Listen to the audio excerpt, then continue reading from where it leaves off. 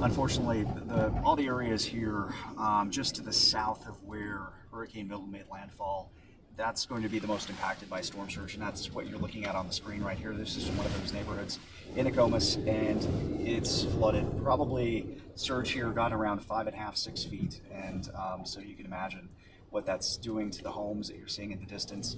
We saw cars that are, of course, water above the hoods, and so that's really going to be the biggest impact from what we've seen so far from Milton. You add into that power outages, tree limbs down, trees down, power lines down. It's going to be another big cleanup on the heels of Hurricane Helene, a big 1-2 punch.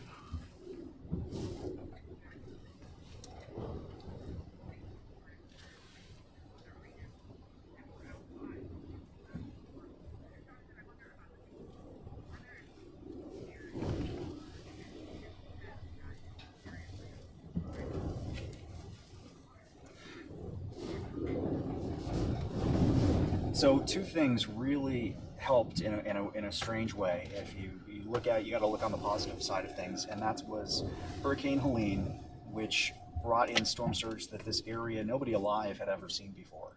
And so people, sometimes it's really difficult for people to understand something that they haven't seen.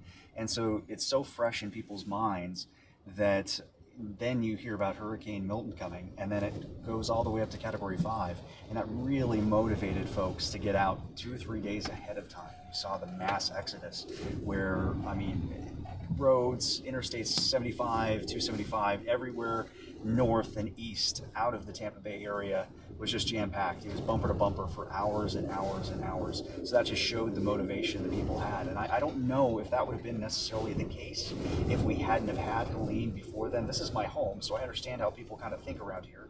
And if they hadn't had that so fresh in their minds, I don't know how many people would have said, you know what, it's never done that before. It always misses Tampa Bay.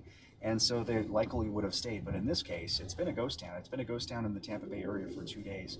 And that's a great sign because people took those warnings seriously, many cases, and they left.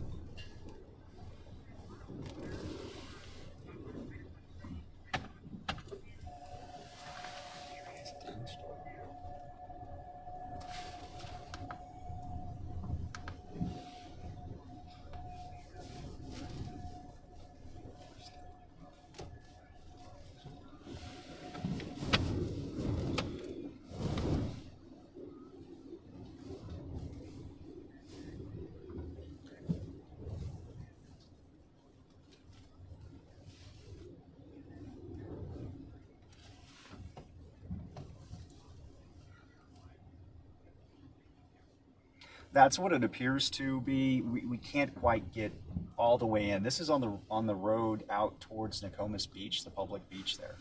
And so we can't quite get all the way in there, but you do see the, as you said, this is saltwater flooding. This is storm surge that is pushed in. It has gone down a little bit, but it did reach probably about 6 feet or so.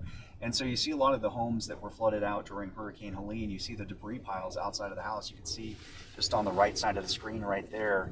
And you see a lot of that debris floating around now and moving up to where the high water marks were from this storm surge. And so again, in a way, it was a blessing that people had that recent experience with Hurricane Helene, so they did get out of town because they weren't comfortable anyways. They were recovering from their homes. They were demolishing, trying to recover from that storm, and then the 1-2 punch of Hurricane Milton came in, and so now you're seeing the reminder there. And you can kind of see up ahead here the debris that I'm mentioning that kind of was carried in by that storm surge as it rushed in. And this was about the high water mark as it we're getting up to. And so the water has receded since then, but there still is several feet of water in these neighborhoods.